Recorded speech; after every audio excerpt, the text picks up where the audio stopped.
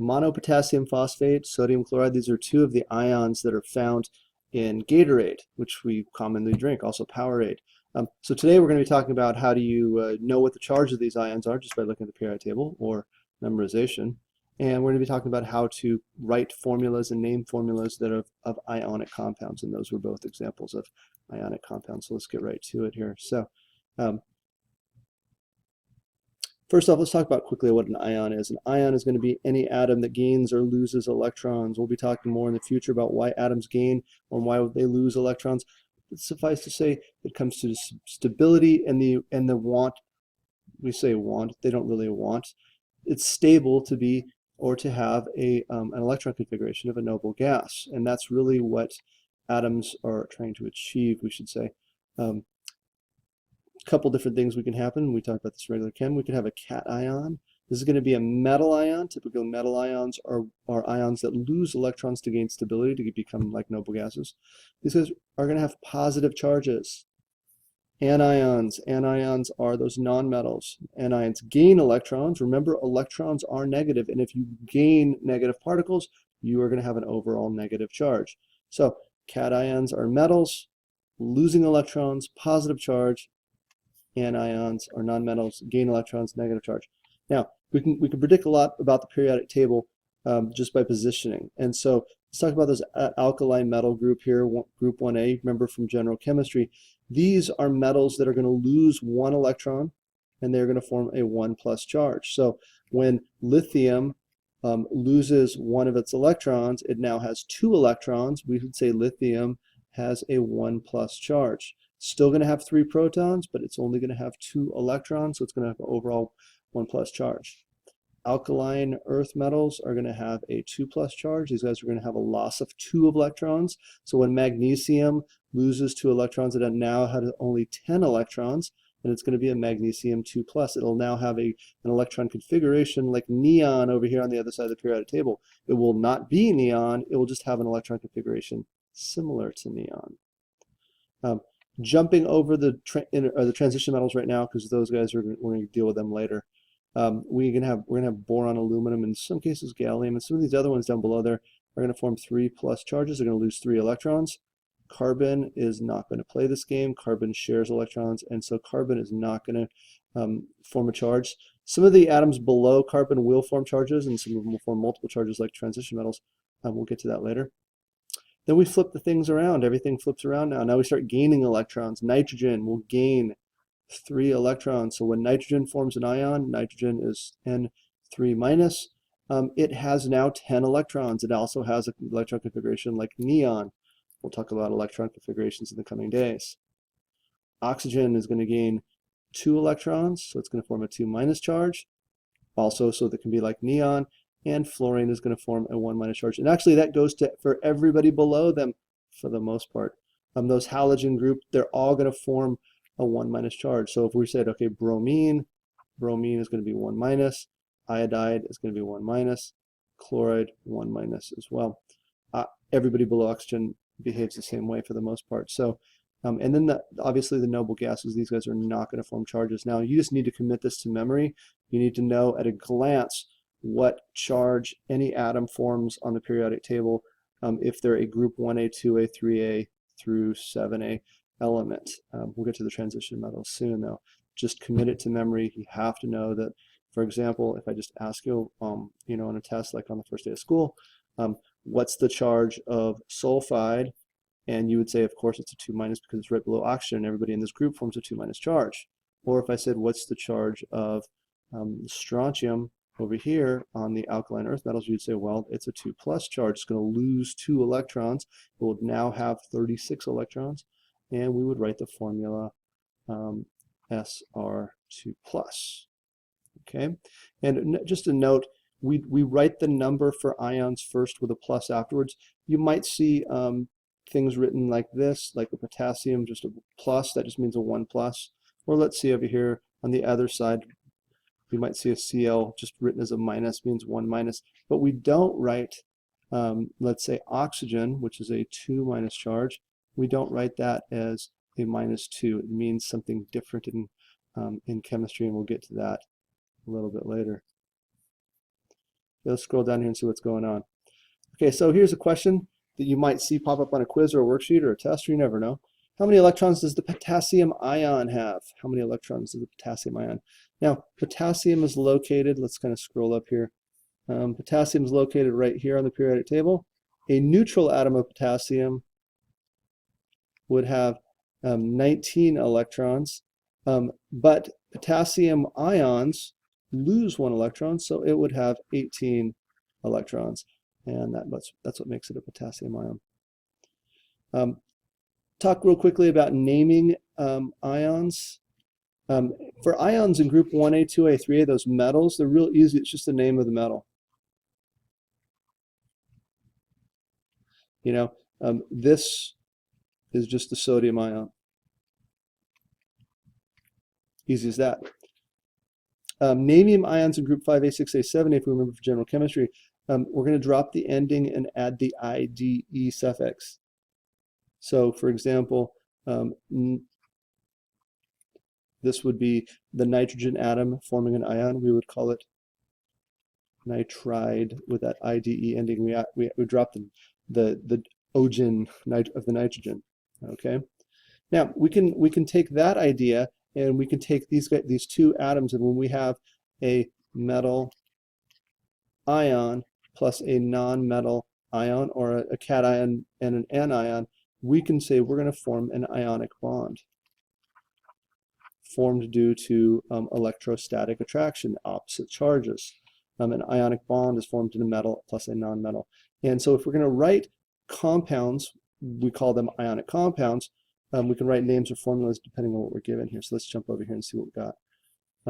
So here's an example. We've got Na2O, and we're being asked to write the name or the formula. So Na is going to be sodium, it's a U, and O is going to be oxygen. So we're going to call that oxide because it did come from an ion. Sodium oxide would be the formula of that. Potassium nitride, if we're given a name, we're going to then write the formula. So potassium is going to form a K with a 1+ charge. Nitrogen is going to form an N with a 3- charge. Now, when we make ionic bonds, we try to make neutral atoms. So we have to figure out how many potassiums would it take to neutralize 3 nitrogens. And so hopefully you should see that it should take 3 potassiums to neutralize 1 nitrogen. And so our new formula is going to be K3N. Another way to look at that, and this is the way we taught it in general chemistry, is we crisscross charges. We take the 1 and we bring it down behind the nitrogen, and we take the 3 and we bring it down behind the potassium, and we just drop the plus or minus. And obviously if we have a 1, we don't need to write it. But really the idea behind it is it takes 3 potassiums to neutralize 1 nitrogen based on the charges. Okay. Now let's talk about transition metals. Transition metals typically use a Roman numeral except for silver and zinc. Now the Roman numeral we're talking about is a Roman numeral equal to its charge when it forms an ion. Now the reason why we do this is transition metals have the ability to form multiple charges, or what we call oxidation states. For example, iron, we can form an iron 2+, or we can form an iron 3+. These are not isotopes, they're still iron. They are different ions of iron, not isotopes. So we would name these the iron Roman numeral 2 ion and the iron Roman numeral 3 ion. Okay, so let's write a couple formulas here for Roman or transition metals. So again, we have iron 3 oxide. So iron, the Roman numeral 3 is going to tell us it has a 3+ charge. And oxygen is going to always be in column 6A, so it's going to have a 2- charge.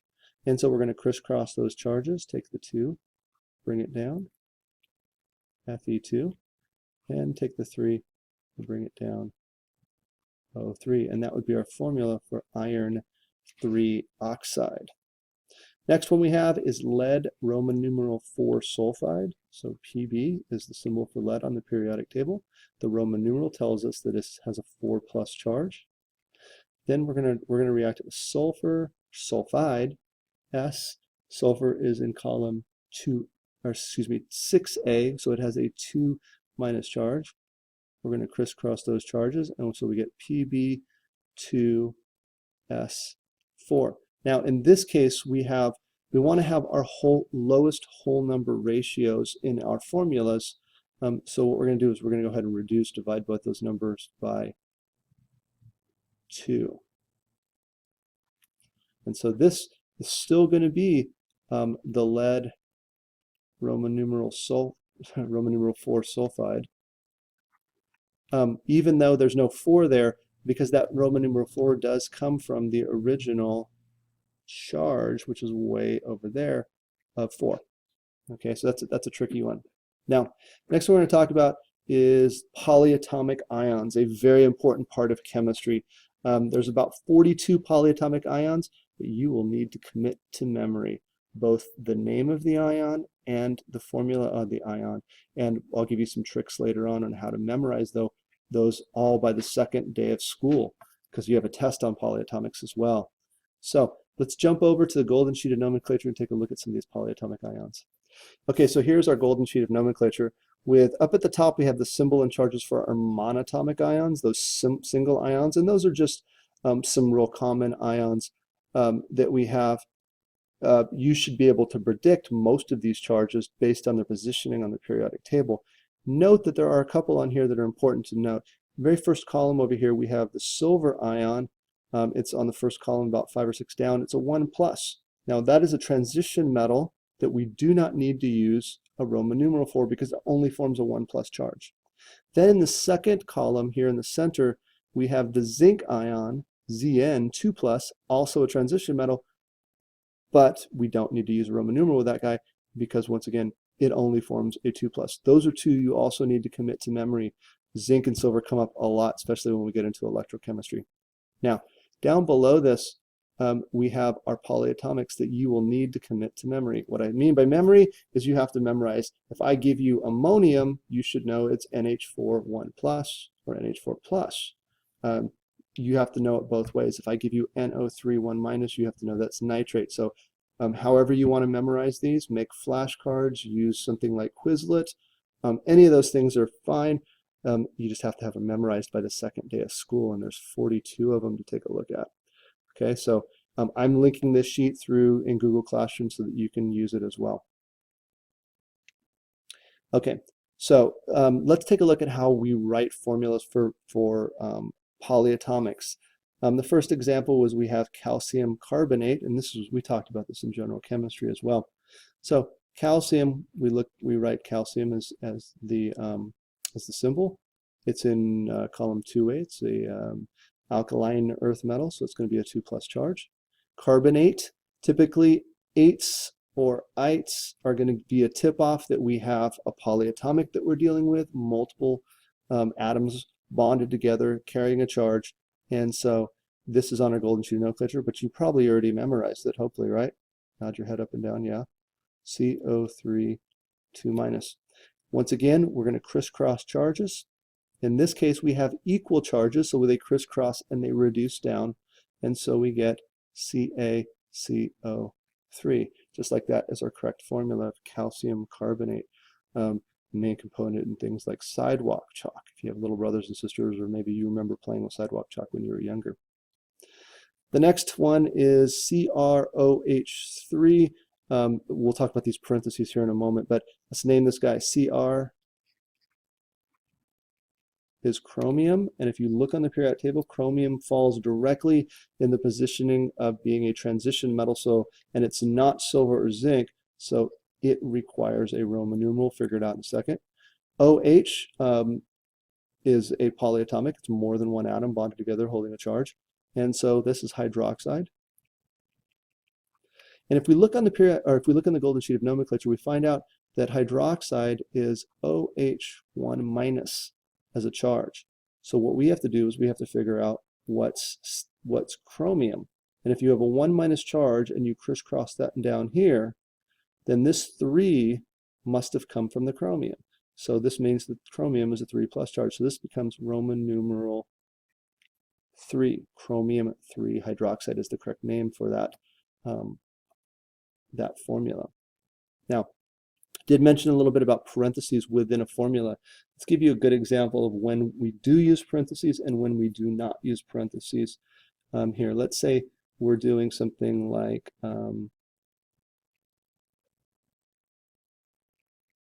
magnesium carbonate, ATE, and we're going to do magnesium sulfate, ATE again. So both of these are polyatomics. Now magnesium is going to be the same in both cases. It's going to have a 2+ and a 2+ charge. It's an alkaline earth metal. Now the formula for carbonate, we spoke about it above there, CO3 2-, and the formula for sulfate, ATE again, is SO4 2-. Actually, I want to change something here. I just noticed that I did something that it was actually kind of pointless. I'm sorry, I'm gonna erase this, and I'm gonna erase this, and I'm gonna change this and make this phosphate. Once I wrote it, I realized that they both had the same charge, and I wanted to do something different. Sorry about that. Now, phosphate is going to be a different polyatomic, once again, ATE ending, PO4 3-, much better. I want to do that on purpose. Now, here's the rule. Anytime we're going to crisscross charges and take a number that is greater than 1 behind a polyatomic, we need to have parentheses around the entire polyatomic with the number on the outside. But in this first case, because we have equal charges, we would reduce them down to 1. So essentially the whole thought process would be, we would write Mg2 parentheses CO3 parentheses 2. Notice I brought a number greater than 1 outside of a polyatomic. I kept the polyatomic intact, just like that. Now, because we have equal numbers here and here, they're both divisible by 2, we're going to go ahead and reduce those. So I'm going to reduce this 2, and I'm going to reduce this 2 down to a 1. Now, once I've done that, I don't need parentheses anymore. I can just write this and kind of clean it up as MgCO3, and that's the correct way to write that formula. Now, in this next case, we're going to take this 2, and we're going to bring it down behind the polyatomic. We're going to take this 3, and we're going to bring it down behind our metal. And so I'm going to write Mg3. I have to put the polyatomic in parentheses, PO4, parentheses 2. And that's the correct formula for magnesium phosphate. We can't reduce the 3 and the 2, and we leave the PO4 intact because that was part of the polyatomic. Common mistake students make sometimes, don't do this, is let's say taking the same example of magnesium phosphate, let's say they went Mg2 PO4 parentheses 3. They do something like that. Instead of crisscrossing those charges, they drop the charges straight down. So that would be a bad example, not the correct way to do things there. Okay, so once again, this was kind of a long video. We talked about regular ions.